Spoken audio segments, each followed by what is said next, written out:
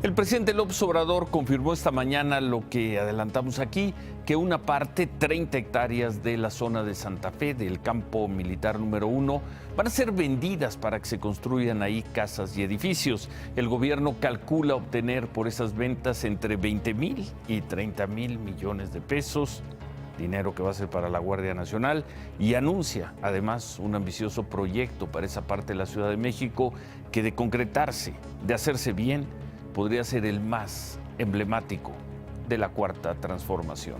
Buenas noches, vamos a tener todo sobre ese tema y además le contaremos mejor que nadie la historia de este jueves. Entre gritos y espacios pintarrajeados, avanza el proyecto para crear la Guardia Nacional. Los diputados proponen que, al 5º año, el mando de la Guardia deje de ser militar. México acuerda con el gobierno de Donald Trump recibir a los migrantes de otros países que buscan asilo en Estados Unidos. Quedan muchas preguntas abiertas.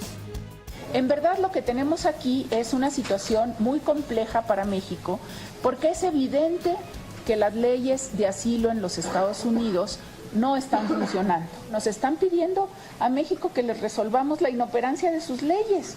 ¿Y por qué lo estamos haciendo? Por razones humanitarias.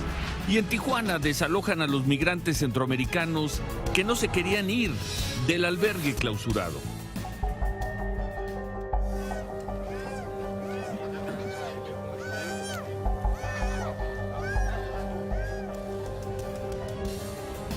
Las hijas del Chapo Guzmán entran al juzgado de Nueva York y enloquecen a su padre.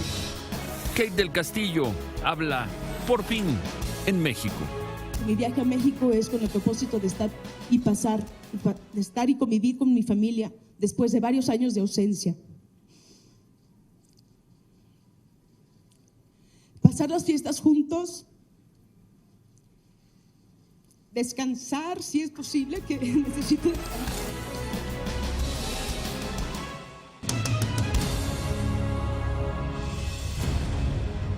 Antes de ir con toda la información sobre lo que se discutió hoy en torno a la Guardia Nacional y si se va a militarizar la tarea de combatir al crimen, pues mientras esa discusión en el país se siguen viendo este tipo de historias, se sigue viviendo esta violencia. Esta tarde, un evento del gobierno de Morelos en Cuernavaca terminó en disparos por un operativo para detener a un presunto secuestrador. Fue una promesa de campaña del gobernador Cuauhtémoc Blanco Bravo y hoy nos complace venir y entregar resultados. La inauguración del monumento Emiliano Zapata sobre el Paso Express, que encabezaba el jefe de la oficina del gobernador de Morelos, terminó con una balacera ocurrida a unos 100 metros del evento. Estamos al suelo, todos al suelo, Beto, al suelo, Beto, al suelo, al suelo, al suelo, al suelo, Beto. Tírate, papá, tírate, papá. Los asistentes se resguardaron con lo que pudieron, incluso con el monumento a Zapata recién inaugurado. De acuerdo con las autoridades de Morelos, todo se trató de un operativo de policías estatales y militares para detener a un hombre acusado de secuestro el año pasado. Los familiares de la víctima habrían identificado la camioneta Yukon del hombre y lo denunciaron con las autoridades. Ella sola se escapó, ella sola. ¿Y ustedes venían siguiendo a esas personas? Ahorita nos los topamos en el súper, Diosito hizo justicia. ¿Me creerás que Dios es grande? Ya está detenido. Estamos todos bien, gracias. Por estos hechos, fue detenido Johnny Salvador Figueroa, de 25 años, quien dijo que las acusaciones en su contra eran mentira y que todo se trataba de un pleito de meses atrás con la familia que lo acusó del secuestro. Pueden checar mi expediente, señores. Yo ahí hasta eso tenemos una demanda en contra de ellos. ¿Quiénes son? Me dicen que según secuestraron a la señorita, por el hecho ellos tienen una demanda en mí por difamación. ¿Sí te la llevabas o dónde te la llevabas? No, señores, yo vengo con mi mamá, señores. Pueden checar, este problema tiene más de un año. Salvador fue llevado ante la Fiscalía de Morelos por resistirse a su detención y para investigar si realmente cometió el secuestro. ¡Tírate! ¡Están balaceando! ¡Están balaceando! ¡Tírate!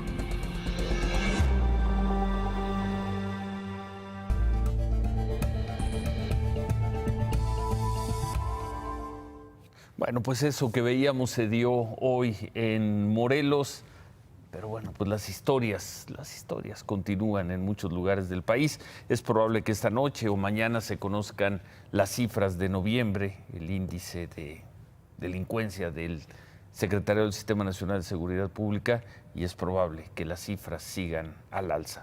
Mientras tanto, la Comisión de Puntos Constitucionales de la Cámara de Diputados aprobó el dictamen de la Guardia Nacional. Buena diferencia, 18 votos a favor, 6 en contra.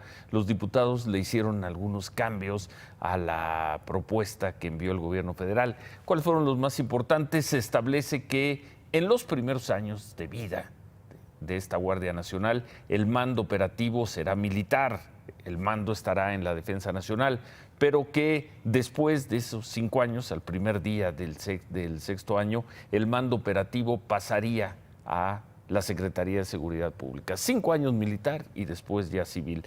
También se estableció la facultad que tendrá el Congreso para disolver la Guardia Nacional con el voto de 2/3 partes en ambas cámaras. Otro cambio importante es que, bueno, se marcan una serie de lineamientos para leyes secundarias que acompañarían y suponemos matizarían algunos puntos. Lo cierto es que avanza la Guardia Nacional. El debate de hoy en comisión estuvo marcado por las protestas de activistas, los diputados que tuvieron que buscar 2 veces lugar donde continuar sesionando porque quienes fueron a protestar no los dejaban. Así se vivió hoy la discusión en torno de la Guardia Nacional.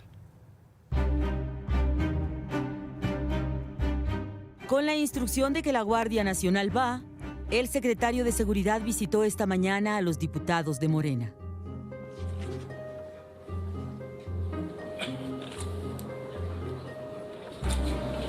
Le comento que no está permitido. No está permitido militarizar al país. La protesta solitaria se trasladó a la comisión responsable de aprobar los cambios constitucionales.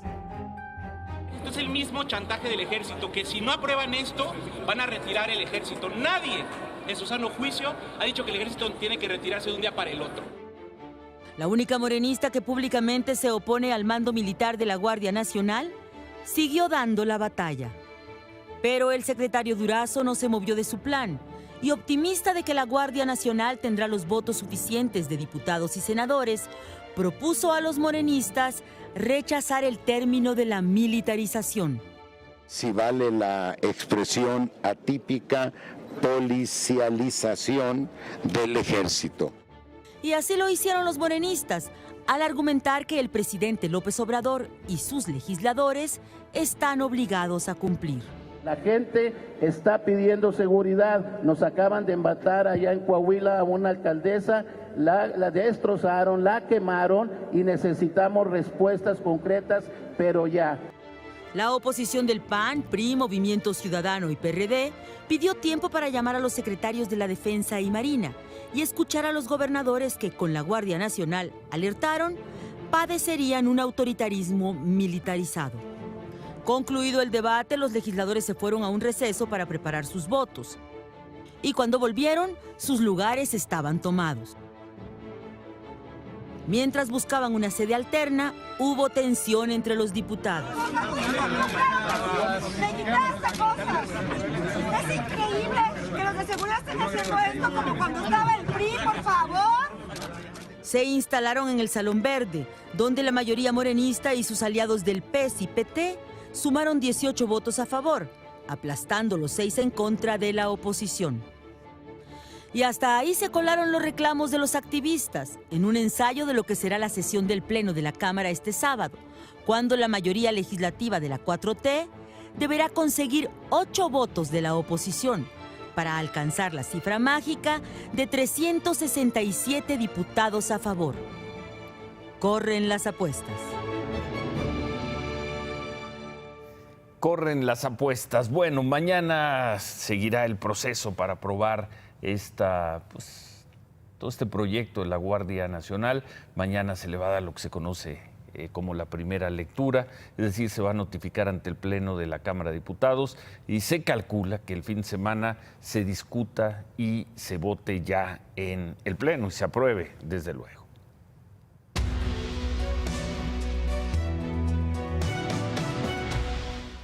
El presidente López Obrador confirmó esta mañana lo que el secretario de la Defensa Nacional, el general Luis Crescencio Sandoval, le comunicó a la tropa hace 2 semanas, que es por cierto lo que nosotros informamos aquí desde el lunes. Confirmó que sí se venderá una parte de las 150 hectáreas del campo militar número 1 y que se venderá para construir ahí un desarrollo inmobiliario que permitirá financiar parte de los gastos para crear los batallones de la Guardia Nacional. Ese es el lugar. Esa es la zona del campo militar número 1 y de ahí una parte, en efecto, se va a urbanizar. Hoy lo confirmó el presidente López Obrador.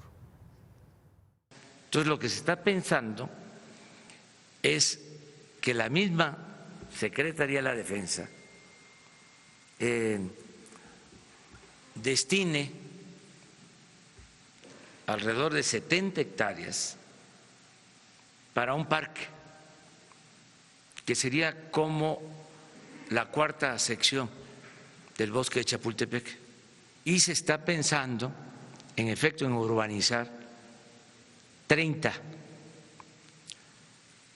La misma Secretaría de la Defensa. Hoy, precisamente, vamos a presentar el proyecto o mejor dicho, hoy vamos a revisar el proyecto. Yo lo voy a defender, el proyecto, porque significa obtener de esta manera alrededor de 20 a 30 mil millones de pesos, que es lo que nos serviría para la construcción de las instalaciones que necesitamos para la Guardia Nacional. Necesitamos alrededor de 80 instalaciones militares. A ver, entonces, de las 150 hectáreas, números cerrados, del llamado Campo Militar 1F, 50 hectáreas se mantendrán y adecuarán, son las de las instalaciones antiguas. Suponemos que va a quedar muy bien, quizá ahí se hagan museos, salas de cultura, en fin. Otras 70 hectáreas se van a mantener como un gran parque, ojalá sea un parque con los elementos de conservación y de belleza de las mejores ciudades del mundo. Y 30 hectáreas, las 30 hectáreas restantes, van a ser urbanizadas, se van a vender, se van a construir ahí edificios, casas, se supone que con todos los cuidados ambientales y de mitigación. Con la venta de esa parte, esas 30 hectáreas, el gobierno del presidente López Obrador calcula, como lo veíamos, obtener entre 20,000 y 30,000 millones de pesos. Un proyecto muy ambicioso. Vamos a ver qué seguimiento, qué seriedad, qué profundidad le da todo esto el gobierno del presidente López Obrador y el gobierno de Claudia Sheinbaum en la Ciudad de México. Por cierto, en la conferencia de prensa de la mañana, el presidente López Obrador informó también que van a ser los ingenieros militares del Ejército quienes construyan las pistas y la terminal del nuevo aeropuerto de Santa Lucía.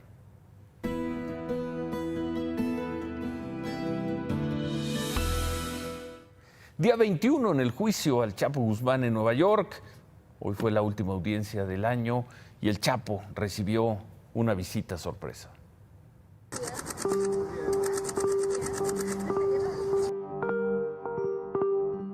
Emali y María Joaquina, las gemelas de 7 años, entraron esta mañana a la sala donde es juzgado su padre, Joaquín El Chapo Guzmán. Llegaron a la corte con una chamarra rosa, jeans y un moño negro en el pelo, acompañadas de su madre Emma Coronel y la abogada Mariel Colón. Ya en la sala, se pusieron un abrigo blanco y se sentaron en la segunda fila. El Chapo se emocionó al verlas, les sonrió, las saludó con la mano, les mandó besos y aplaudió en silencio. Incluso se levantó de su asiento para verlas mejor, pero un alguacil le pidió que se sentara. Las gemelas respondieron al saludo de su padre. Uno de los reporteros que estaba en la primera fila se movió para que el Chapo pudiera ver mejor a sus hijas, gesto que Guzmán agradeció levantando el pulgar. En el estrado, un policía colombiano contaba sobre decomisos de armas y cocaína en Colombia, pero el Chapo no podía dejar de ver a sus hijas. Volteaba y las saludaba constantemente. En la audiencia de hoy, las gemelas fueron el centro de atención. Los miembros del jurado, los abogados y los asistentes tampoco podían dejar de verlas. Última audiencia del juicio, en el juicio del Chapo Guzmán, última audiencia del 2018. El Chapo, por cierto, pidió autorización para abrazar, para darle un abrazo a su mujer, a Emma Coronel, pero bueno, el juez le negó nuevamente esa solicitud, dijo que por motivos de seguridad. Por cierto, las hijas del Chapo van a ir mañana a verlo al Centro Correccional Metropolitano en Manhattan, donde está recluido desde enero del año pasado. Hoy habló Kate del Castillo, llegó a México, llegó ayer, vimos aquí, dimos la información, ya regresó a México, hoy dio una conferencia de prensa, está aquí, luego no había querido regresar por los señalamientos y por la campaña que le hizo la PGR después de aquel encuentro con el Chapo, narrado por el actor Champagne, publicado por Rolling Stone. Kate, por la revista Rolling Stone, Kate acusó al gobierno del expresidente Peña Nieto de perseguirla y tratar de ligarla con el crimen organizado por todo el asunto del Chapo Guzmán. Dijo también que las acusaciones en su contra fueron una venganza, luego de que hablara de distintos temas, hablara de Ayotzinapa y demás. Kate pidió una indemnización de $60 millones a quien resulte responsable por lo que ella considera persecución en su contra. Durante este tiempo me vi seriamente dañada en mi honor, salud, y reputación, lo que perjudicó el desarrollo normal de mis actividades profesionales, al grado de cancelarme contratos artísticos, cuentas bancarias, así como iniciar auditorías fiscales en mi contra, impidiéndome viajar a mi país por miedo a ser detenida ilegalmente por el gobierno de México. La investigación por parte de la PGR, en vez de haberse resuelto, se mantuvo abierta injustificadamente, causándome con esta situación un daño a mis derechos humanos, ya que se violentó mi presunción de inocencia y libertad de expresión. Y me causó, y me siguen causando a mí y a mi familia, afectaciones que, como en cualquier caso de abuso por parte de las autoridades, exijo me sea indemnizado en términos integrales y justos.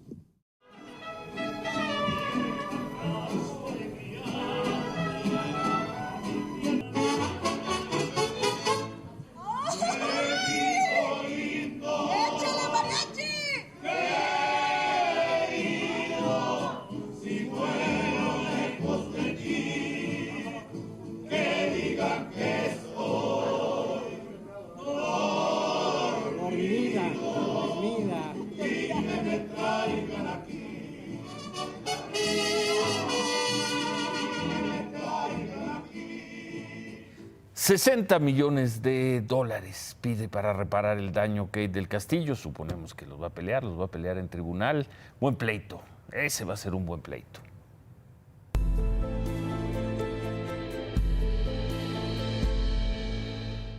Estados Unidos modificó sus normas para los migrantes que buscan asilo y entran desde la frontera con México. En un comunicado, el Departamento de Seguridad Interior, el Homeland Security de Estados Unidos, informó que los extranjeros en busca de asilo no van a ser liberados allá en Estados Unidos, donde muy seguido desaparecen antes de que una corte determine si sus casos son válidos. ¿Esto qué implica? Pues que los migrantes que buscan asilo y que hayan entrado ilegalmente a Estados Unidos o que hagan el trámite en una garita, ya no van a esperar en territorio de Estados Unidos, sino que ahora los van a mandar a esperar a territorio mexicano. Lo que México siempre se había negado a aceptar. Es decir, los migrantes van a estar en México, no en Estados Unidos, lo que dure el proceso. Esto incluye primero una entrevista con un oficial de asilo, luego si cumplen con los requisitos, el caso pasa a un juez de migración, quien va a tener la decisión final. Se les va a permitir a los migrantes entrar a Estados Unidos si el juez les otorga el asilo.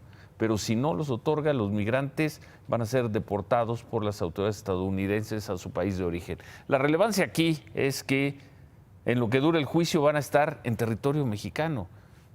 De acuerdo con cifras de la patrulla fronteriza, en el último año hubo casi 93,000 solicitudes de asilo hechas por migrantes que entraron en forma ilegal a Estados Unidos desde México o que hicieron el trámite en la frontera. 93,000, eso fue el año pasado. Quedan muchas preguntas. ¿Cuántas personas entonces van a llegar a México? ¿93,000? si hablamos nada más de centroamericanos, nada más los que llegan por México? Esa pregunta no la aclaró el gobierno mexicano. Otra pregunta, ¿van a mandar a México solo a los centroamericanos o van a llegar también personas que hayan entrado, africanos, personas de otros países que no sean Centroamérica o Latinoamérica? ¿Solo los centroamericanos van a venir a México? ¿Dónde van a quedar los migrantes? ¿Van a quedar en una estación en Tijuana o va a haber campamentos a lo largo de toda la frontera? ¿O se van a crear campamentos especiales donde vestían a los migrantes de rosa, los recordarán, como los de aquel malhadado sheriff Arpaio en Arizona? Muchas preguntas, por no hablar de quién va a financiar todo esto, quién va a pagar la estancia de los migrantes.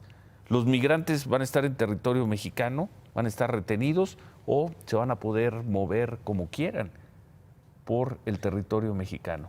La Cancillería respondió en un comunicado que permitirá solo por razones humanitarias que Estados Unidos regrese a México a migrantes que hayan recibido un citatorio. Eso no es lo que está diciendo el gobierno de Estados Unidos. El gobierno mexicano dijo que también va a permitir a los migrantes que entren y salgan las veces que necesiten de México para hacer su trámite, y también van a poder solicitar un permiso de trabajo. Muchas preguntas quedan abiertas esta noche que no fueron bien explicadas por el gobierno mexicano. El comisionado del Instituto Nacional de Migración, Tonatiuh Guillén, dijo que va a ser complicado atender a esos migrantes. Explicó que el instituto no tiene la capacidad ni la estructura operativa para hacer esa tarea y que además no existe una figura jurídica para hacerlo. Pero bueno, la embajadora de México en Estados Unidos dice que México acepta esto por razones humanitarias. Difícilmente eso es así. Esto es un triunfo para el gobierno de Donald Trump, que seguramente o muy probablemente mañana temprano tuitee: ahí están los mexicanos ya pagando el muro y demás. El presidente municipal de Tijuana, Juan Manuel Gastelum, criticó y duramente esta decisión de México. Pues pésima decisión del gobierno federal cuando vulnera de una manera flagrante lo que es la autoridad municipal. No toma en cuenta a los funcionarios, pero mejor dicho, no toma en cuenta a los ciudadanos tijuanenses. ¿Por qué no se hizo una consulta? ¿Por qué no se le preguntó al alcalde qué opinas? ¿Gustas aportar? No lo hizo y estamos viendo que esa es la forma de trabajar del nuevo gobierno, desafortunadamente. Bueno, sobre Tijuana, en la madrugada fueron desalojados los pocos migrantes que permanecían afuera del primer albergue que se instaló hace poco más de un mes para recibirlos, los migrantes que entraron por la fuerza, por la frontera mexicana. Los sacaron ya, se los llevaron del Deportivo Benito Juárez.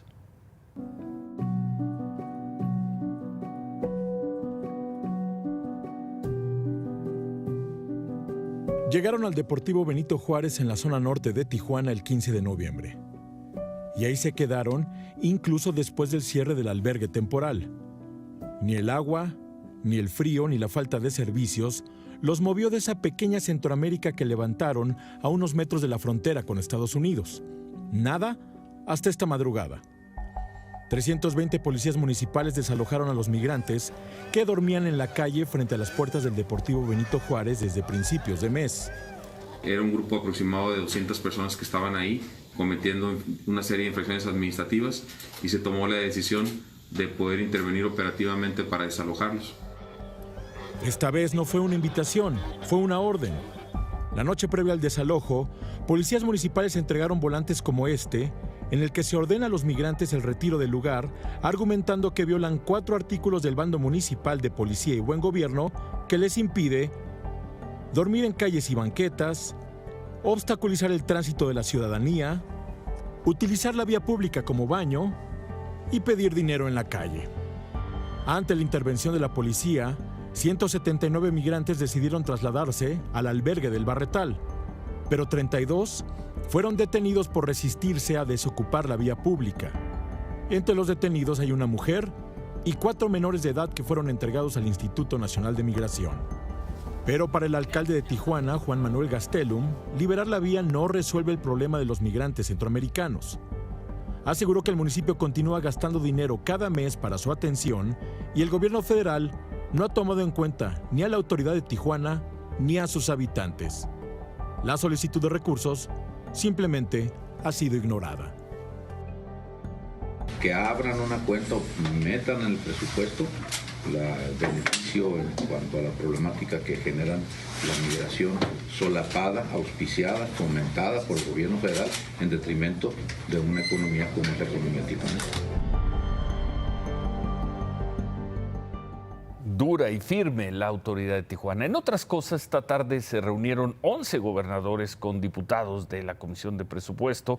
Ven a ver los asuntos de los dineros y le pidieron al presidente de la comisión, Alfonso Ramírez Cuéllar, que en el presupuesto del próximo año se asigne más dinero a los programas estatales, sobre todo en campo, educación y salud. Dijeron que el presupuesto no es solo del gobierno federal, sino también debe tomar en cuenta y mejorar a los estados. En esa reunión, por cierto, el gobernador de Michoacán, Silvano Aureoles, criticó al presidente de la comisión, el diputado de Morena, Alfonso Ramírez Cuéllar, un luchador social, por cierto, muchos años, Ramírez Cuéllar. Le dijo que cuando Ramírez Cuéllar era líder social, defendía el campo, y ahora que es diputado, tendría que seguir haciéndolo. Y esto le respondió el diputado Alfonso Ramírez Cuéllar. Pero siento que hay gobernadores que no pueden venir a darnos lecciones de congruencia, ni de independencia tampoco. El gobernador Silvano creo que es el menos indicado para hablar de congruencia, de eficiencia en el gasto y de independencia frente a los poderosos. Bueno, en Villahermosa, por lo menos 4.500 trabajadores de las Secretarías de Educación y Salud, así como pensionados y jubilados, llevan a cabo 9 bloqueos carreteros, exigen el pago de su quincena, prestaciones, aguinaldo, cerraron la carretera Villahermosa-Cárdenas, el acceso principal a la capital, también la carretera del Golfo, que da salida hacia Veracruz, bloquearon el paso a la zona comercial y el aeropuerto de la capital, y bueno, no tenían respuesta hasta hace unos minutos. Por cierto, hoy el presidente Felipe Calderón compartió en su cuenta de Twitter la publicación de un usuario que se burlaba de quienes eligieron a Andrés Manuel López Obrador como presidente, jugando con esto que ha habido errores de dedo en la redacción de algunas leyes, y el presidente Calderón retuiteó: ahí está el error de dedo que tantos dolores de cabeza causa, el dedo del voto. En una segunda ronda de votación, el Senado designó a Luis González Alcántara Carrancá como nuevo ministro de la Suprema Corte de Justicia de la Nación. Tuvo 114 votos a favor. Después de rendir protesta, el señor Luis González Alcántara agradeció a quienes votaron por él, se compromete a fomentar, pues lo que dicen siempre todos, a fomentar la autonomía de la Suprema Corte. Juan Luis González Alcántara Carrancá es doctor en Derecho, presidió el Tribunal de Justicia de la Ciudad de México cuando Andrés Manuel López Obrador fue jefe de gobierno y bueno, era también otro de los candidatos para ser uno de los candidatos o de quienes se hablaban que podría ser fiscal general de la República. Será o ya es ministro de la Suprema Corte de Justicia. ¿Qué más tenemos, Paola?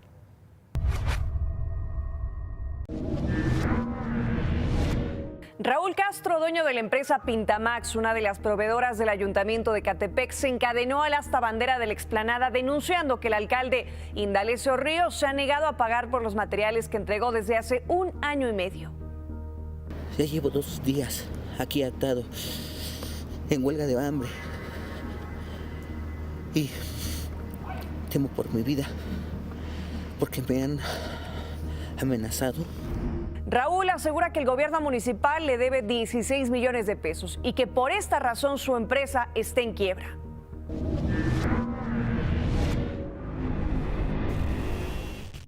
Dos sujetos armados con una pistola asaltaron un salón de belleza en Morelia y quitaron bolsos y celulares a mujeres que estaban en el lugar. En un video grabado por las cámaras de seguridad se ve a varias mujeres que esperan ser atendidas cuando llegan 2 sujetos con el rostro tapado con cubrebocas. Uno de los asaltantes portaba una pistola, se quedó en la puerta del negocio mientras que su cómplice comenzaba a quitar los bolsos, celulares y dinero.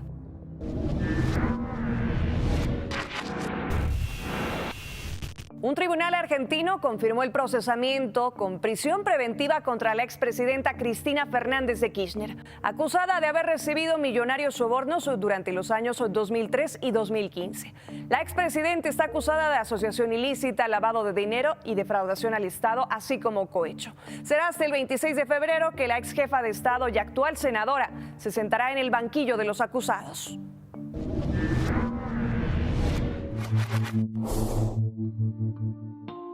La Agencia Espacial Europea publicó fotografías de un cráter de hielo eterno en Marte. Se trata de Korolev, que es una capa de hielo de agua del centro del cráter que tiene 1.8 kilómetros de grosor. Este depósito helado forma un glaciar de más de 2.000 kilómetros cúbicos de hielo. Llamó la atención de los científicos que el hielo siempre está presente, y esto se debe a un fenómeno llamado trampa de frío que evita que el hielo se caliente. Permiso, Ciro. Gracias, Paola. Como era de esperarse, Banco de México incrementó a 8.25% la tasa de referencia, el nivel más alto de los últimos 10 años, pero no lo hace como medida espejo a lo que está pasando en Estados Unidos. Lo hace y lo plantea en sus preocupaciones porque ven que hay que el tipo de cambio se ha mantenido alto, que se ha mantenido constantemente alto, que hay algo de presiones inflacionarias. Estaba revisando las cifras para que luego no me... No me chamaquees. Nunca te he chamaqueado, ¿no? El mío es análisis superior. Entonces, Banco de México le preocupa que los niveles de tipo de cambio se han mantenido altos, que se han materializado presiones inflacionarias, que el aumento de los salarios mínimos pudiera contaminar los salarios contractuales. La Comisión Nacional de los Salarios Mínimos y los patrones dijeron, oigan, lo del salario mínimo es lo del salario mínimo. Y que las empresas hagan en las revisiones contractuales lo que pueda cada empresa, que no se ponga como límite. A Banco de México le preocupa, decide aumentar la tasa de interés. 8.25, que te digo es el nivel más alto de los últimos 10 años.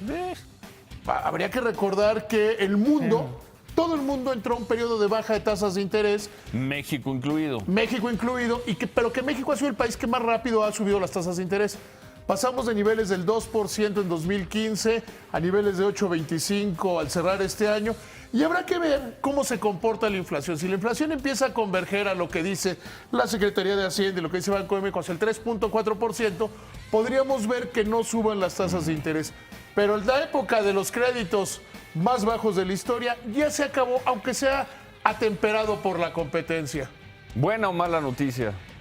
Buena noticia porque se contiene la inflación. Y la inflación es lo que más daña a la gente, especialmente a la gente de menores recursos.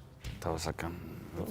Andas. ¿No tienes frío? ¿Andas con todo? No, yo siempre tengo calor, fíjate. Yo tengo mucho frío aquí, pero bueno. Pues remátala, David. Chairos y fifís del entroaprendizaje.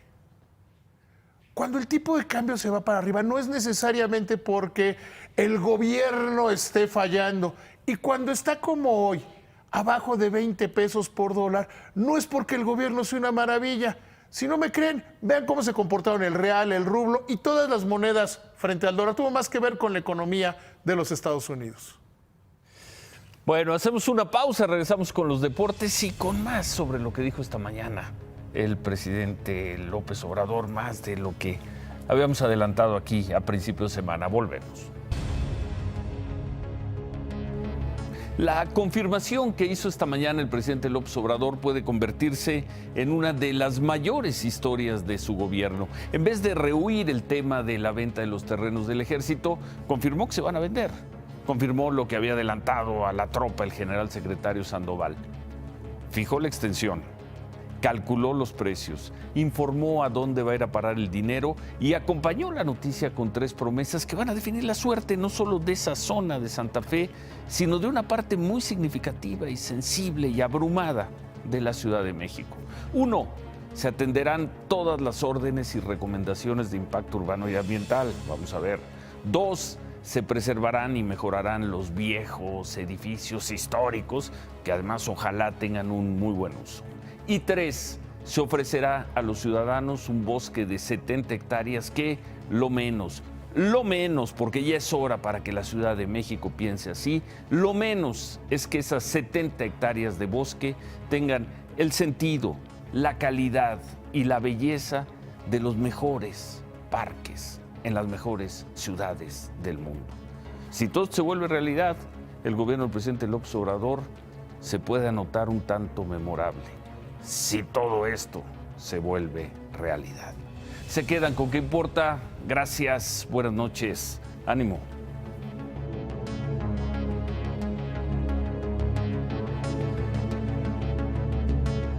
Imagen Noticias con Ciro Gómez Leiva, lunes a viernes 10:30 p.m.